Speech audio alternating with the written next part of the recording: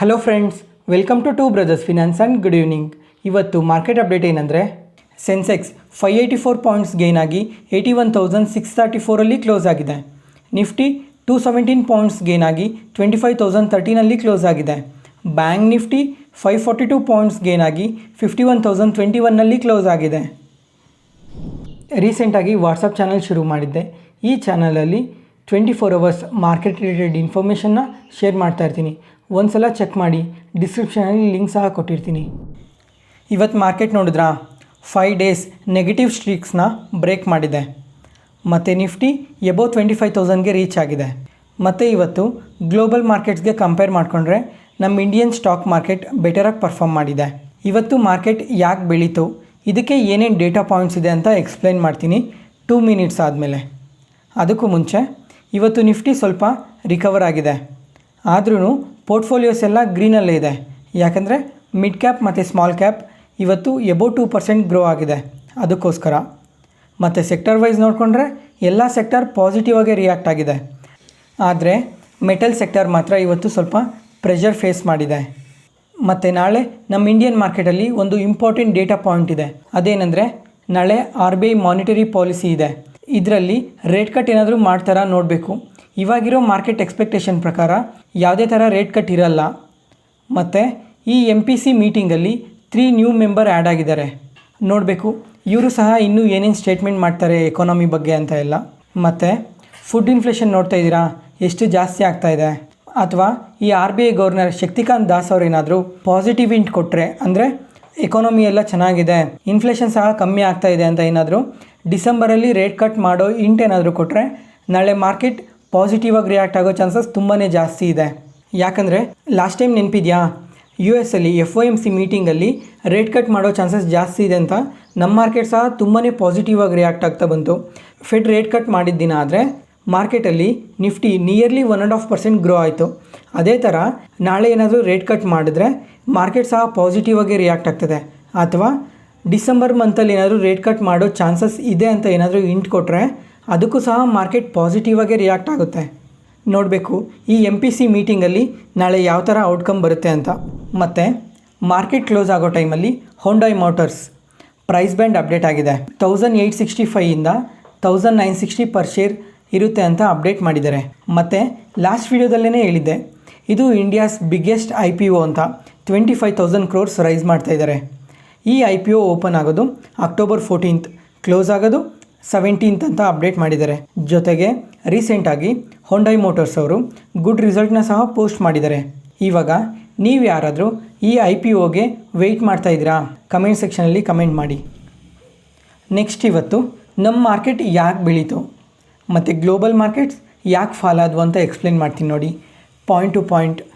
First reason, ಇವತ್ತು ನಮ್ಮ market ಏನಕ್ಕೆ ಬೆಳೀತಂದರೆ ಎಲೆಕ್ಷನ್ ರಿಸಲ್ಟ್ಸಿಂದ. ಇವತ್ತು ಹರಿಯಾಣದಲ್ಲಿ ಅಸೆಂಬ್ಲಿ ಎಲೆಕ್ಷನ್ಸಲ್ಲಿ BJP ಗೌರ್ಮೆಂಟ್ ಮೆಜಾರಿಟಿಯಲ್ಲಿ ವಿನ್ ಆಗಿದೆ. ಮತ್ತು ತುಂಬ ಎಕ್ಸಿಟ್ ಪೋಲ್ಸ್ ಎಲ್ಲ ಕಾಂಗ್ರೆಸ್ ವಿನ್ ಆಗೋ ಚಾನ್ಸಸ್ ಜಾಸ್ತಿ ಇದೆ ಅಂತ ಪ್ರಿಡಿಕ್ಟ್ ಮಾಡಿದರು. ಆದ್ರೂ BJPನೇ ಗೆದ್ದಿದ್ದಕ್ಕೆ ಮಾರ್ಕೆಟ್ ಪಾಸಿಟಿವ್ ಆಗಿ ರಿಯಾಕ್ಟ್ ಆಗಿದೆ. ಲಾಸ್ಟ್ ಟೈಮ್ ನೆನಪಿದೆ ಅಲ್ಲ, BJP ವಿನ್ ಆದಾಗ ಮಾರ್ಕೆಟ್ ಯಾವ ಥರ ರಿಯಾಕ್ಟ್ ಆಯಿತು ಅಂತ. ಯಾಕಂದರೆ ಸ್ಟೇಟಲ್ಲೂ ಮತ್ತು ಸೆಂಟ್ರಲಲ್ಲಿ ಸೇಮ್ ಗೌರ್ಮೆಂಟ್ ಇದ್ದಾಗ ಪಾಲಿಸೀಸ್ ಆಗಲಿ ಅಥವಾ ಏನಾದರೂ ಡಿಸಿಷನ್ಸ್ ತೊಗೊಬೇಕು ಅಂದರೆ ಚೆನ್ನಾಗಿ ತೊಗೊಬೋದು. ಅದಕ್ಕೋಸ್ಕರ ಮಾರ್ಕೆಟ್ ಸ್ಟೇಬಲ್ ಗೌರ್ಮೆಂಟ್ ವಿನ್ ಆಗಿದೆ ಅಂತ ಪಾಸಿಟಿವ್ ಆಗಿ ರಿಯಾಕ್ಟ್ ಆಗಿರೋದು. ನೆಕ್ಸ್ಟ್ ರೀಸನ್ ಏನಂದರೆ, RBI MPC ಮೀಟಿಂಗಲ್ಲಿ ರೇಟ್ ಕಟ್ ಮಾಡೋ ಚಾನ್ಸಸ್ ಜಾಸ್ತಿ ಇದೆ ಅಂತ ಪ್ರಿಡಿಕ್ಟ್ ಮಾಡಿ ನಾಳೆ ರ್ಯಾಲಿಗೋಸ್ಕರ ಮಾರ್ಕೆಟಲ್ಲಿ ಇವತ್ತೇ ಇನ್ಫ್ಲೋಸ್ ಬಂದಿರಬೇಕು. ಅದಕ್ಕೋಸ್ಕರ ಮಾರ್ಕೆಟ್ ಇವತ್ತು ಬೆಟರಾಗಿ ಮೂವ್ ಆಗಿರೋದು.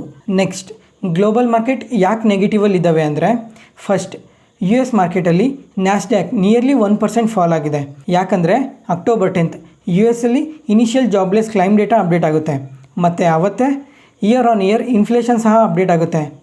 ಇದು ತುಂಬ ಇಂಪಾರ್ಟೆಂಟ್. ಈ 2 ಡೇಟಾ ಯಾವ ಥರ ಬರುತ್ತೋ ಅಂತ ಇನ್ವೆಸ್ಟರ್ಸ್ ಸ್ವಲ್ಪ ಪ್ರಾಫಿಟ್ ಬುಕ್ಕಿಂಗ್ ಮಾಡಿರಬೇಕು. ಅದಕ್ಕೋಸ್ಕರ ನಿನ್ನೆ US ಮಾರ್ಕೆಟ್ ಫಾಲ್ ಆಗಿರೋದು. ಮಿಡಲ್ ಈಸ್ಟರ್ನ್ ಕಂಟ್ರೀಸ್ ಬಗ್ಗೆ ವಾರ್ ಇನ್ನೂ ಕಂಪ್ಲೀಟಾಗಿ ಮುಗ್ದಿಲ್ಲ. ಇವಾಗ ಅವಾಗ ಯಾವುದಾದ್ರೂ ಒಂದು ಅಟ್ಯಾಕ್ ಬಗ್ಗೆ ಅಪ್ಡೇಟ್ ಬರ್ತಾನೇ ಇದೆ. ಇವತ್ತು ನೋಡಿದ್ರಾ 11:30 ಆ ಟೈಮಲ್ಲಿ ಮಾರ್ಕೆಟಲ್ಲಿ ಸ್ವಲ್ಪ ಫಾಲ್ ನೋಡಿದ್ವಿ. ಯಾಕಂದರೆ ಹಿಜ್ಬುಲ್ಲಾ ಹೆಡ್ಕ್ವಾರ್ಟರ್ಸಲ್ಲಿ ಕಮಾಂಡರ್ ಮೇಲೆ ಅಟ್ಯಾಕ್ ಆಗಿದೆ ಅಂತ ಅಪ್ಡೇಟ್ ಬಂತು. ಆವಾಗ ಮಾರ್ಕೆಟ್ ಸ್ವಲ್ಪ ಡೌನ್ ಆಯಿತು. ಮತ್ತು ಸ್ವಲ್ಪ ಹೊತ್ತಾದಮೇಲೆ ಮಾರ್ಕೆಟ್ ರಿಕವರ್ ಆಗಿದೆ. ಮತ್ತು ಕ್ರೂಡ್ ಪ್ರೈಸಸ್ ನೋಡಿದ್ರಾ, ನೆನ್ನೆ ನೈಟ್ $81 ಪರ್ ಬ್ಯಾರಲ್ ಇದ್ದಿದ್ದು ಮತ್ತು ಇವತ್ತು ಅರೌಂಡ್ 5 o'clock ಆ ಟೈಮ್ಗೆ $79 ಪರ್ ಬ್ಯಾರಲ್ಗೆ ಫಾಲ್ ಆಗಿದೆ. ಮತ್ತು ಫೈನಲಾಗಿ ಚೈನಾ ಸ್ಟಾಕ್ ಮಾರ್ಕೆಟ್. ಲಾಸ್ಟ್ ವೀಡಿಯೋದಲ್ಲೇ ಈ ಚೈನಾ ಮಾರ್ಕೆಟ್ ಬಗ್ಗೆ ಕಂಪ್ಲೀಟಾಗಿ ಎಕ್ಸ್ಪ್ಲೈನ್ ಮಾಡಿದ್ದೆ. ಮತ್ತು ಇವಾಗ ಚೈನಾ ಮಾರ್ಕೆಟ್ ಒಂದು ವಾರ ಲಾಂಗ್ ಹಾಲಿಡೇ ಆದಮೇಲೆ ಇವತ್ತು ಓಪನ್ ಆಯಿತು.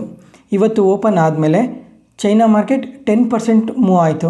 ಇದಕ್ಕೆ ರೀಸನ್ ಪ್ರೀವಿಯಸ್ ವೀಡಿಯೋಸಲ್ಲೇ ಎಕ್ಸ್ಪ್ಲೈನ್ ಮಾಡಿದ್ದೆ, ಆದ್ರೂ ಸಿಂಪಲಾಗಿ ಒಂದು ಸಲ ಹೇಳ್ತೀನಿ ನೋಡಿ. ಈ ಚೈನಾ ಗೌರ್ಮೆಂಟ್ ಎಕಾನಮಿನ ಬೂಸ್ಟ್ ಮಾಡೋದಕ್ಕೆ ಸ್ವಲ್ಪ ಸ್ಟಿಮ್ಯುಲಸ್ ಪ್ಯಾಕೇಜಸ್ನೆಲ್ಲ ಅನೌನ್ಸ್ ಮಾಡಿದರು. ಈ ಹಾಲಿಡೇಸ್ಗಿನ್ನ ಮುಂಚೆನೇ ಆವಾಗ ಸಹ ಚೈನಾ ಮಾರ್ಕೆಟ್ ಎಲ್ಲ ಪಾಸಿಟಿವ್ ಆಗಿ ರ್ಯಾಲಿ ಆಯಿತು. ಇದೇ ರೀಸನಿಂದನೇ FIIs ಎಲ್ಲ ನಮ್ಮ ಮಾರ್ಕೆಟಲ್ಲಿ ಸೆಲ್ ಮಾಡಿದ್ದು. ಮತ್ತು ಇವತ್ತು ಮಾರ್ಕೆಟ್ ಓಪನ್ ಆದಮೇಲೆ ಈ national development and reform commission chairman ಅವರು ಮಾತಾಡ್ತಾ ಪ್ರೀವಿಯಸ್ ಆಗಿ ಹೇಳಿದ್ರಲ್ಲ, ಈ ಸ್ಟಿಮ್ಯುಲಸ್ ಪ್ಯಾಕೇಜ್ನೆಲ್ಲ ಅನೌನ್ಸ್ ಮಾಡಿ ಎಕಾನಮಿನ ಬೂಸ್ಟ್ ಮಾಡೋದಕ್ಕೆಲ್ಲ, ಆ ಪ್ಯಾಕೇಜ್ನ ಒಂದೇ ಸಲ ಇಂಪ್ಲಿಮೆಂಟ್ ಮಾಡಲ್ಲ, ಸ್ಟೆಪ್ ಬೈ ಸ್ಟೆಪ್ ಟೈಮ್ ತೊಗೊಂಡು ಇಂಪ್ಲಿಮೆಂಟ್ ಮಾಡ್ತೀವಿ ಅಂತ ಅಪ್ಡೇಟ್ ಮಾಡಿದ್ರು. ಆ ಒಂದು ಅಪ್ಡೇಟಿಂದ 10%ಅಲ್ಲಿ ಮೂವ್ ಆಗ್ತಾ ಇದ್ದ ಚೈನೀಸ್ ಮಾರ್ಕೆಟ್ 5%ಗೆ ಫಾಲ್ ಆಗೋಯ್ತು. ಯಾಕಂದರೆ ಚೈನಾದಲ್ಲಿ ಒಳ್ಳೆ ಗುಡ್ ಗ್ರೋತ್ ಇರುತ್ತೆ, ಸ್ಟಾಕ್ಸ್ ಎಲ್ಲ ಪಾಸಿಟಿವ್ ಆಗಿ ರಿಯಾಕ್ಟ್ ಆಗುತ್ತೆ, ಇದರಿಂದ ನಮಗೆ ರಿಟರ್ನ್ ಸಹ ಚೆನ್ನಾಗಿ ಬರುತ್ತೆ ಅಂತ FIIs ಮತ್ತು ಬೇರೆ ಬೇರೆ ಕಂಟ್ರೀಸ್ ಅಂದರೆ ಇವಾಗ ಜಪಾನ್ ಮಾರ್ಕೆಟಲ್ಲಿ, ಹಾಂಗ್ಕಾಂಗ್ ಮಾರ್ಕೆಟಲ್ಲಿ ಇವರೆಲ್ಲ ತಗೊಂಡೋಗಿ ಚೈನಾದಲ್ಲಿ ಇನ್ವೆಸ್ಟ್ ಮಾಡಿದ್ರು ಅದಕ್ಕೋಸ್ಕರ. ಆದರೆ ಇವತ್ತು ಇದೊಂದು ನೆಗೆಟಿವ್ ಸ್ಟೇಟ್ಮೆಂಟಿಂದ ಮಾರ್ಕೆಟ್ ಫಾಲ್ ಆಗೋಯ್ತು. 10%ಅಲ್ಲಿ ಮೂವ್ ಆಗ್ತಾ ಇದ್ದಿದ್ದು 5%ಗೆ ಫಾಲ್ ಆಗೋಯ್ತು. ಇದ್ರ ಇಂಪ್ಯಾಕ್ಟೇ ಹಾಂಗ್ಕಾಂಗ್ ಮಾರ್ಕೆಟ್ ಮೇಲೆ ಬಂತು. ಇವತ್ತು ಹಾಂಗ್ಕಾಂಗ್ ಮಾರ್ಕೆಟ್ ಎಬೋ 10% ಫಾಲ್ ಆಗಿದೆ ಒಂದೇ ದಿನವೇ. ಯಾಕಂದರೆ ಈ ಸ್ಟಿಮ್ಯುಲಸ್ ಪ್ಯಾಕೇಜ್ನೆಲ್ಲ ಸ್ಟೆಪ್ ಬೈ ಸ್ಟೆಪ್ ಇಂಪ್ಲಿಮೆಂಟ್ ಮಾಡ್ತೀವಿ ಅಂದಿದ್ದು ಒಂದೇ ಒಂದು ಸ್ಟೇಟ್ಮೆಂಟಿಂದ. ಯಾಕಂದರೆ ರೀಸೆಂಟ್ ಟೈಮಲ್ಲಿ ಹಾಂಗ್ಕಾಂಗ್ ಮಾರ್ಕೆಟ್ ತುಂಬಾ ರ್ಯಾಲಿ ಆಗಿತ್ತು. ಯಾವಾಗ ಅಂದರೆ ಈ ಚೈನಾದಲ್ಲಿ ಸ್ಟಿಮ್ಯುಲಸ್ ಪ್ಯಾಕೇಜ್ನೆಲ್ಲ ಅನೌನ್ಸ್ ಮಾಡಿದ್ರಲ್ಲ, ಆ ಟೈಮಲ್ಲಿ ಹಾಂಗ್ಕಾಂಗ್ ಮಾರ್ಕೆಟ್ ತುಂಬಾ ರ್ಯಾಲಿ ಆಯಿತು. ಅದರಿಂದನೇ ಇವತ್ತು ಸಡನ್ನಾಗೆ ಈ ನೆಗೆಟಿವ್ ಪಾಯಿಂಟಿಂದ ಮಾರ್ಕೆಟ್ 10% ಕರೆಕ್ಟ್ ಆಗೋಯ್ತು. ಅಟ್ಲೀಸ್ಟ್ ಇವಾಗಾದರೂ ನೋಡಬೇಕು FIIs ಕ್ಯಾಶ್ ಮಾರ್ಕೆಟಲ್ಲಿ ಬೈ ಸೈಡ್ಗೆ ಬರ್ತಾರಾ ಅಂತ. ಯಾಕಂದರೆ ಚೈನಾದಲ್ಲಿ ಈ ಸ್ಟಿಮ್ಯುಲಸ್ ಪ್ಯಾಕೇಜ್ನ ಅನೌನ್ಸ್ ಮಾಡ್ತಿದ್ದಂಗೆ ಚೈನಾದಲ್ಲಿ ಗುಡ್ ಗ್ರೋತ್ ಇರುತ್ತೆ ಅಂತ FIIs ಎಲ್ಲ ನಮ್ಮ ಇಂಡಿಯನ್ ಈಕ್ವಿಟಿ ಮಾರ್ಕೆಟಲ್ಲಿ ಸೆಲ್ ಮಾಡಾಕಿದ್ರು. ಲಾಸ್ಟ್ 1 ವಾರದಲ್ಲಿ ಎಷ್ಟು ಸೆಲ್ ಮಾಡಿರ್ಬೋದು ನೀವೇ ಹೇಳಿ ಒಂದು ಸಲ. ಲಾಸ್ಟ್ 7 ಟ್ರೇಡಿಂಗ್ ಡೇಸಲ್ಲಿ FIIs ನಮ್ಮ ಇಂಡಿಯನ್ ಈಕ್ವಿಟಿ ಮಾರ್ಕೆಟ್ಸಲ್ಲಿ 55,743 crores ಸೆಲ್ ಮಾಡಿದ್ದಾರೆ. ಇದು ಹೈಯೆಸ್ಟ್, ಇದುವರೆಗೂ ಈ ಥರ ಎಂದೂ ಸೆಲ್ ಮಾಡಿರಲಿಲ್ಲ. FIIs ಇಷ್ಟು ಸೆಲ್ ಮಾಡ್ತಾಯಿದ್ರು DIIs ಮಾತ್ರ ಮಾರ್ಕೆಟ್ನ ತುಂಬ ಸಪೋರ್ಟ್ ಮಾಡ್ತಾಯಿದ್ದಾರೆ. DIIs ಆದರೆ ಲಾಸ್ಟ್ 7 ಟ್ರೇಡಿಂಗ್ ಡೇಸಲ್ಲಿ 60,208 crores ಬೈ ಮಾಡಿದ್ದಾರೆ. DIIs ಒಬ್ಬರೇ ಅಲ್ಲ, DIIs ಜೊತೆ ರಿಟೈಲರ್ಸು ಸೇರಿಸಿ 60,208 crores ಬೈ ಮಾಡಿದ್ದಾರೆ. ಇವತ್ತು ಸಹ FIIs ಸೆಲ್ ಸೈಡಲ್ಲೇ ಇದ್ದಾರೆ, DIIs ಆದರೆ ಬೈ ಸೈಡಲ್ಲೇ ಇದ್ದಾರೆ. ಅಟ್ಲೀಸ್ಟ್ ನೋಡಬೇಕು ಇವಾಗಿಂದನಾದ್ರೂ FIIs ಈ 1 ವೀಕಲ್ಲಿ ಏನು ಸೆಲ್ ಮಾಡಿದ್ದಾರೆ, ಅಷ್ಟು ದುಡ್ಡನ್ನು ಮತ್ತೆ ಇಂಡಿಯನ್ ಈಕ್ವಿಟಿ ಮಾರ್ಕೆಟಲ್ಲಿ ಇನ್ವೆಸ್ಟ್ ಮಾಡ್ತಾರಾ ಅಂತ.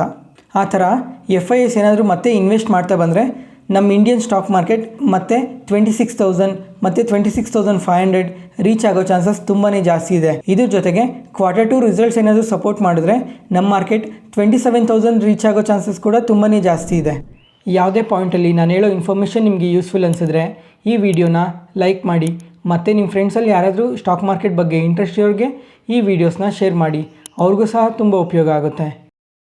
Market key updates.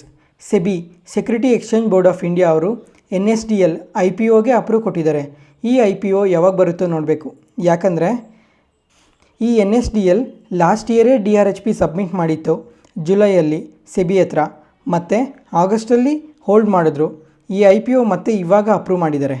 ಫಸ್ಟ್ ಇವಾಗ NSDL ಅಂದರೆ ನ್ಯಾಷನಲ್ ಸೆಕ್ಯೂರಿಟಿ ಡೆಪಾಸಿಟರಿ ಲಿಮಿಟೆಡ್. ಇಷ್ಟೊತ್ತಿಗೆ ಅರ್ಥ ಆಗಿರುತ್ತೆ ನಿಮಗೆ ಈ ಕಂಪ್ನಿ ಏನು ಬಿಸ್ನೆಸ್ ಮಾಡುತ್ತೆ ಅಂತ. ಇವಾಗ ಇಂಡಿಯಾದಲ್ಲಿ ಎರಡೆರಡು ಡೆಪಾಸಿಟರೀಸ್ ಇರೋದು. ಒಂದು CDSL central depository service limited, ಇದು ಮಾರ್ಕೆಟಲ್ಲಿ ಲಿಸ್ಟ್ ಆಗಿರೋ ಕಂಪ್ನಿ. ಮತ್ತು ಎರಡನೇದು NSDL national security depository limited. ಈ ಎರಡು ಕಂಪನೀಸ್ ಬಿಸ್ನೆಸ್ ಏನು ಮಾಡುತ್ತಂದರೆ, ಸಿಂಪಲ್ಲಾಗಿ ಹೇಳ್ತೀನಿ ನೋಡಿ. ಮುಂಚೆ ಯಾವ ಥರ ಸ್ಟಾಕ್ ಮಾರ್ಕೆಟ್ ನಡೀತೈತೆ ಹೇಳಿ. ಏನಾದರೂ ಪರ್ಚೇಸ್ ಮಾಡಬೇಕಂದ್ರೆ, ಏನಾದರೂ ಬೈ ಮಾಡಬೇಕು ಅಂದರೆ, ಸೆಲ್ ಮಾಡಬೇಕು ಅಂದರೆ ಫಿಸಿಕಲ್ ಫಾರ್ಮಲ್ಲಿ ಶೇರ್ಸ್ ಇರೋವು. ಆ ಶೇರ್ಸ್ನ ಟ್ರಾನ್ಸಾಕ್ಷನ್ ಮಾಡೋದಕ್ಕಾಗಲಿ ಅಥವಾ ಬೈ ಮಾಡೋದಕ್ಕೆ, ಸೆಲ್ ಮಾಡೋದಕ್ಕೆ ತುಂಬ ಟೈಮ್ ಪ್ರೋಸೆಸ್ ಬೇಕಾಗಿತ್ತು. ಅದಕ್ಕೋಸ್ಕರ ಮತ್ತು ಈ ಡೆಪಾಸಿಟರೀಸ್ ಬಂದರು. ಈ ಡೆಪಾಸಿಟರ್ಸ್ ಏನು ಮಾಡುತ್ತೆ ಅಂದರೆ ನಮ್ಮ ಪ್ರತಿ ಆ್ಯಕ್ಟಿವಿಟಿನ ಎಲೆಕ್ಟ್ರಾನಿಕ್ ಫಾರ್ಮಲ್ಲಿ ಸ್ಟೋರ್ ಮಾಡುತ್ತೆ. ಇವಾಗ ನಾವೇನಾದರೂ ಶೇರ್ಸ್ ಬೈ ಮಾಡಿದ್ರು, ಸೆಲ್ ಮಾಡಿದ್ರು ಅಥವಾ ಏನೇ ಟ್ರಾನ್ಸಾಕ್ಷನ್ ಮಾಡಿದ್ರು, ಈ ಟ್ರಾನ್ಸಾಕ್ಷನ್ಸ್ನೆಲ್ಲ ಎಲೆಕ್ಟ್ರಾನಿಕ್ ಫಾರ್ಮಲ್ಲಿ ಸ್ಟೋರ್ ಮಾಡ್ತಾರೆ. ಇವಾಗ ನಮ್ಮ ಇಂಡಿಯನ್ ಸ್ಟಾಕ್ ಮಾರ್ಕೆಟಲ್ಲಿ ಫಸ್ಟ್ ಡೆಪಾಸಿಟರ್ ಯಾರು ಅಂದರೆ NSDL ಇವರೇ 1996 ಸ್ಟಾರ್ಟ್ ಆಯಿತು. ಇದಾದಮೇಲೆ CDSL ಬಂದಿದ್ದು 1999 ಸ್ಟಾರ್ಟ್ ಮಾಡಿದ್ರು. ಈ NSDL ಬಂದು NSE ಅವ್ರದ್ದು ಮತ್ತು CDSL ಬಂದು BSE ಅವ್ರದ್ದು. ಇವಾಗ ಟೋಟಲ್ NSDL ಹತ್ರ 3.76 crores ಆ್ಯಕ್ಟಿವ್ ಅಕೌಂಟ್ಸ್ ಇದ್ದಾವೆ ಮತ್ತು CDSL ಹತ್ರ ಆದರೆ 13.34 crores ಆ್ಯಕ್ಟಿವ್ ಅಕೌಂಟ್ಸ್ ಇದ್ದಾವೆ. ಈ IPO ಬಗ್ಗೆ ಯಾವುದೇ ಥರ ಡೀಟೇಲ್ಸ್ ಬಂದಿಲ್ಲ. ಡೀಟೇಲ್ಸ್ ಬರ್ತಿದ್ದಂಗೆ ಶೇರ್ ಮಾಡ್ತೀನಿ. ಸ್ವೆಲೆಕ್ಟ್ ಎನರ್ಜಿ ಸಿಸ್ಟಮ್ ಈ ಕಂಪನಿ ಇವತ್ತು ಇಂಟ್ರಾಡೇ ಸೆಷನಲ್ಲಿ ಶೇರ್ ಪ್ರೈಸ್ ನಿಯರ್ಲಿ 5%ವರೆಗೂ ಮೂವ್ ಆಯಿತು. ಯಾಕಂದರೆ ಈ ಕಂಪನಿಯ ಸಬ್ಸಿಡರಿ ಕಂಪನಿ ಆಗಿರೋ ಸ್ವಿಲೆಟ್ ಕ್ಲೀನ್ ಎನರ್ಜಿ ಒಂದು ಹೊಸ ಸೋಲಾರ್ ಪ್ಲ್ಯಾಂಟ್ನ ಸ್ಟಾರ್ಟ್ ಮಾಡಿದೆ. ಇದು ತಮಿಳ್ನಾಡಲ್ಲಿರೋದು. ಈ ಸೋಲಾರ್ ಪವರ್ ಪ್ಲ್ಯಾಂಟಲ್ಲಿ 7 ಮೆಗಾವಾಟ್ ಕೆಪಾಸಿಟಿ ಇದೆ ಅಂತ ಹೇಳಿದ್ದಾರೆ. ಮತ್ತು ಈ ಕಂಪನಿ ಇನ್ನೂ ಏನೇನು ಸರ್ವಿಸಸ್ನ ಪ್ರೊವೈಡ್ ಮಾಡುತ್ತೆ ಅಂದರೆ contract manufacturing, installation, maintenance, total EPC ಸರ್ವಿಸ್ನ ಪ್ರೊವೈಡ್ ಮಾಡುತ್ತೆ. ಮತ್ತು ರೀಸೆಂಟಾಗಿ UPSನ ಸಹ ಸೆಲ್ ಮಾಡ್ತಾ ಇದ್ದೀವಿ ಅಂತ ಅಪ್ಡೇಟ್ ಮಾಡಿದ್ದಾರೆ. ಇದರಿಂದ ಪ್ರಾಡಕ್ಟ್ ಲೈನ್ ಎಕ್ಸ್ಪ್ಯಾಂಡ್ ಆಗ್ತಾ ಇದೆ ಅಂತ ಹೇಳಿದ್ದಾರೆ. ಅದಕ್ಕೆ ಇವತ್ತು ಈ ಸ್ಟಾಕ್ ಪ್ರೈಸ್ ಪಾಸಿಟಿವ್ ಆಗಿ ರಿಯಾಕ್ಟ್ ಆಗಿರೋದು. ಮತ್ತು HEG ಈ ಕಂಪನಿ ಸಹ ಇವತ್ತು 6% ಮೂವ್ ಆಗಿದೆ. ಯಾಕಂದರೆ ಈ HEG ಕಂಪನಿ ಗ್ರಾಫ್ಟೆಕ್ ಇಂಟರ್ನ್ಯಾಷನಲ್ ಈ ಕಂಪನಿಯಲ್ಲಿ 8.23% ಸ್ಟೇಕ್ನ ಬೈ ಮಾಡಿದೆ 250 crores. ಇದಕ್ಕೆ ಇವತ್ತು ಪಾಸಿಟಿವ್ ಆಗಿ ರಿಯಾಕ್ಟ್ ಆಗಿರೋದು. ಇವಾಗ ಸಿಂಪಲ್ ಆಗಿ ಈ ಎರಡು ಕಂಪನಿ ಬಿಸ್ನೆಸ್ ಬಗ್ಗೆ ತಿಳ್ಕೊಳ್ಳೋಣ. ಈ HEG ಅವರು ಮೇನಾಗಿ ಗ್ರಾಫೈಟ್ ಎಲೆಕ್ಟ್ರೋಡ್ಸ್ನ ಮ್ಯಾನುಫ್ಯಾಕ್ಚರ್ ಮಾಡಿ ಎಕ್ಸ್ಪೋರ್ಟ್ ಮಾಡ್ತಾರೆ ಆಲ್ ಓವರ್ ದ ವರ್ಲ್ಡ್ಗೆ. ಈ ಗ್ರಾಫೈಟಿಂದನೇ 99% ರೆವಿನ್ಯೂಸ್ ಬರುತ್ತೆ. ಮತ್ತು ಇವ್ರಿಗೆ ಈ ಗ್ರಾಫೈಟ್ ಪ್ರೊಡಕ್ಷನಲ್ಲಿ 1 lakh tons ಕೆಪಾಸಿಟಿ ಇದೆ. ಜೊತೆಗೆ ಇದು ಹೈ ಎಂಟ್ರಿ ಬ್ಯಾರಿಯರ್ ಸೆಕ್ಟರ್ ಅಂತ ಹೇಳಿದ್ದಾರೆ. ಮತ್ತು ಈ ಗ್ರಾಫ್ಟೆಕ್ ಈ ಕಂಪನಿಯಲ್ಲಿ ಸ್ಟೇಕ್ನ ಬೈ ಮಾಡಿದ್ರಲ್ಲ, ಈ ಕಂಪನಿ ನಮ್ಮ ಮಾರ್ಕೆಟಲ್ಲಿ ಲಿಸ್ಟ್ ಆಗಿಲ್ಲ. ಇದು ಫಾರಿನ್ ಕಂಪನಿ. ಇದು ನ್ಯೂಯಾರ್ಕ್ ಸ್ಟಾಕ್ ಎಕ್ಸ್ಚೇಂಜಲ್ಲಿ ಲಿಸ್ಟ್ ಆಗಿರೋದು. ಈ ಕಂಪನಿ ಸಹ ಗ್ರಾಫೈಟ್ ಎಲೆಕ್ಟ್ರೋಡ್ಸ್ನ ಮ್ಯಾನುಫ್ಯಾಕ್ಚರ್ ಮಾಡಿ ಸಪ್ಲೈ ಮಾಡುತ್ತೆ. ಜೊತೆಗೆ ಇದಕ್ಕೆ ಗ್ಲೋಬಲ್ ಪ್ರೆಸೆನ್ಸ್ ಇದೆ. ಇವತ್ತು ಈ ಕಂಪನಿ ಸಹ ಪಾಸಿಟಿವ್ ರಿಯಾಕ್ಟ್ ಆಗಿರೋದು ಅವ್ರ ಮಾರ್ಕೆಟಲ್ಲಿ. ಟ್ರಾನ್ಸ್ಫಾರ್ಮರ್ಸ್ ಆ್ಯಂಡ್ ರೆಕ್ಟಿಫೈಯರ್ಸ್ ಈ ಕಂಪನಿ ಸಹ ಇವತ್ತು 5%ಅಲ್ಲಿ ಸರ್ಕ್ಯೂಟ್ ಲಾಕ್ ಆಗಿದೆ. ಯಾಕಂದರೆ ಇವತ್ತು Q2 ರಿಸಲ್ಟ್ನ ಪೋಸ್ಟ್ ಮಾಡಿದ್ದಾರೆ. ಫಸ್ಟ್ ಇವಾಗ ಕಂಪ್ನಿ ಬಿಸ್ನೆಸ್ ಏನಂದರೆ ಪವರ್ ಟ್ರಾನ್ಸ್ಫಾರ್ಮರ್ಸ್ ಮತ್ತು ರಿಯಾಕ್ಟರ್ಸ್ನ ಮ್ಯಾನುಫ್ಯಾಕ್ಚರ್ ಮಾಡ್ತಾರೆ. ಮತ್ತು ಈ ಟ್ರಾನ್ಸ್ಫಾರ್ಮರ್ಸ್ನ ಹಲವಾರು ಸೆಕ್ಟರಲ್ಲಿ ಯೂಸ್ ಮಾಡ್ತಾರೆ. ಒಂದು ಪವರ್ ಟ್ರಾನ್ಸ್ಮಿಷನಲ್ಲಿ, ಮತ್ತು ಸಿಮೆಂಟ್ ಸೆಕ್ಟರ್ಸಲ್ಲಿ, ರೈಲ್ವೇಸ್, ಮೈನಿಂಗ್, ಮೆಟಲ್ ಪ್ರೊಸೆಸ್, ಇದೇ ಥರ ಇನ್ನೂ ಹಲವಾರು ಸೆಕ್ಟರ್ಸಲ್ಲಿ ಯೂಸ್ ಮಾಡ್ತಾರೆ. ಈ ಕಂಪ್ನಿ ಡೊಮೆಸ್ಟಿಕ್ ಕ್ಲೈಂಟ್ಸ್ ನೋಡಿಕೊಂಡ್ರೆ Power Grid, NTPC, Adani Renewables, Tata Power, Tata Motors, Torrent Power, Blue Star, ಇದೇ ಥರ ಹಲವಾರು ಕಂಪನೀಸ್ಗೆ ಇವ್ರ ಪ್ರಾಡಕ್ಟ್ನ ಸರ್ವೀಸಸ್ ಕೊಡ್ತಾರೆ. ಇವಾಗ ರಿಸಲ್ಟ್ಸ್ ನೋಡಿಕೊಂಡ್ರೆ ಇಯರ್ ಆನ್ ಇಯರಲ್ಲಿ ರೆವೆನ್ಯೂಸ್ 75% ಗ್ರೋ ಆಗಿದೆ. ನೆಟ್ ಪ್ರಾಫಿಟ್ ಆದರೆ ಇಯರ್ ಆನ್ ಇಯರಲ್ಲಿ 1272% ಗ್ರೋ ಆಗಿದೆ. ಫೈನಲ್ ಆಗಿ ಇಯರ್ ಆನ್ ಇಯರ್ ಮತ್ತು ಕ್ವಾರ್ಟರಲ್ಲಿ ಗುಡ್ ರಿಸಲ್ಟ್ನ ಪೋಸ್ಟ್ ಮಾಡಿದ್ದಾರೆ. ಮತ್ತು ಗೈಡೆನ್ಸ್ ಸಹ ಪಾಸಿಟಿವ್ ಆಗಿ ಕೊಟ್ಟಿದ್ದಾರೆ. ಅದಕ್ಕೆ ಇವತ್ತು ಸ್ಟಾಕ್ ಪಾಸಿಟಿವ್ ಆಗಿ ರಿಯಾಕ್ಟ್ ಆಗಿರೋದು. ಮತ್ತು ನಾನು ಮುಂಚೆ ವೀಡಿಯೋಸಲ್ಲೇ ಹೇಳಿದ್ದೆ, ಮಾರ್ಕೆಟ್ಗೆ ಇವಾಗ ರಿಸಲ್ಟ್ಸ್ ತುಂಬ ಇಂಪಾರ್ಟೆಂಟ್. ಯಾಕಂದರೆ ಮಾರ್ಕೆಟ್ ತುಂಬ ಬೆಳೆದಿದೆ ಅಲ್ಲ, ರಿಸಲ್ಟ್ಸ್ ಏನಾದರೂ ಜಸ್ಟಿಫೈ ಮಾಡಿದ್ರೆ ಮಾರ್ಕೆಟ್ ಇದೇ ಥರ ಇನ್ನೂ ಮೂವ್ ಆಗ್ತಾ ಹೋಗುತ್ತೆ. ರಿಸಲ್ಟ್ಸ್ ಏನಾದರೂ ಜಸ್ಟಿಫೈ ಮಾಡಿಲ್ಲ ಅಂದರೆ ಮಾರ್ಕೆಟ್ ಫಾಲ್ ಆಗೋ ಚಾನ್ಸಸ್ ತುಂಬಾ ಇದೆ ಅಂತ ಮುಂಚೆನೇ ಹೇಳಿದ್ದೆ. ಅದಕ್ಕೋಸ್ಕರ ರಿಸಲ್ಟ್ಸ್ ಪಾಸಿಟಿವ್ ಆಗಿ ಬಂದರೆ ಸ್ಟಾಕ್ ಪ್ರೈಸ್ ಮತ್ತು ಮಾರ್ಕೆಟ್ ಎರಡೂ ಪಾಸಿಟಿವ್ ಆಗಿ ರಿಯಾಕ್ಟ್ ಆಗ್ತಾ ಹೋಗುತ್ತೆ. ಮತ್ತು ನಾಳೆ ಈ ರೀಸೆಂಟಾಗಿ IPO ಬಂತಲ್ಲ ವೆಸ್ಟರ್ನ್ ಕ್ಯಾರಿಯರ್ಸ್, ಈ ಕಂಪನಿ ಸಹ ನಾಳೆ ರಿಸಲ್ಟ್ನ ಅಪ್ಡೇಟ್ ಮಾಡುತ್ತೆ. ಒಂದು ಸಲ ಟ್ರ್ಯಾಕ್ ಮಾಡಿ. ಅಕ್ಟೋಬರ್ 10th ಬಿಗ್ ಕಂಪನೀಸ್ ಎಲ್ಲ ರಿಸಲ್ಟ್ಸ್ನ ಪೋಸ್ಟ್ ಮಾಡ್ತಾ ಹೋಗ್ತಾರೆ. ನೋಡಬೇಕು ರಿಸಲ್ಟ್ಸ್ ಯಾವ ಥರ ಬರುತ್ತೆ ಅಂತ. ನಾನು ಸಹ ವೀಡಿಯೋಸಲ್ಲೇ ಅಪ್ಡೇಟ್ ಮಾಡ್ತಾ ಇರ್ತೀನಿ ನಾಳೆ ಯಾವುದು ಮೇನ್ ಕಂಪನೀಸ್ ರಿಸಲ್ಟ್ಸ್ ಅಪ್ಡೇಟ್ ಆಗುತ್ತೆ ಅಂತ. ಅದಕ್ಕೆ ಯಾವ ಥರ ಮಾರ್ಕೆಟ್ ರಿಯಾಕ್ಟ್ ಆಗೋ ಚಾನ್ಸಸ್ ಜಾಸ್ತಿ ಇದೆ ಅಂತಲೂ ಪ್ರತಿಯೊಂದನ್ನು ಎಕ್ಸ್ಪ್ಲೇನ್ ಮಾಡ್ತಾ ಇರ್ತೀನಿ. ಇವತ್ತಿಗೆ ಅಪ್ಡೇಟ್ ಮುಗೀತು. ಈ ವಿಡಿಯೋ ಇಷ್ಟ ಆದರೆ ಲೈಕ್ ಮಾಡಿ, ಶೇರ್ ಮಾಡಿ, ಸಬ್ಸ್ಕ್ರೈಬ್ ಆಗಿ. ಮತ್ತು ನಾನು ಹೇಳಿದ ಇನ್ಫಾರ್ಮೇಷನಲ್ಲಿ ಯಾವುದೇ ಥರ ಡೌಟ್ ಇದ್ರೂ ಕಮೆಂಟ್ ಸೆಕ್ಷನಲ್ಲಿ ಕಮೆಂಟ್ ಮಾಡಿ. ಪ್ರತಿಯೊಬ್ಬರಿಗೂ ರಿಪ್ಲೈ ಕೊಡ್ತೀನಿ. ಮತ್ತು ನಾಳೆ ಹೊಸ ಸ್ಟಾಕ್ ಮಾರ್ಕೆಟ್ ನ್ಯೂಸ್ ಅನಾಲಿಸಿಸ್ ವಿಡಿಯೋಲಿ ಸಿಗೋಣ. Thank you.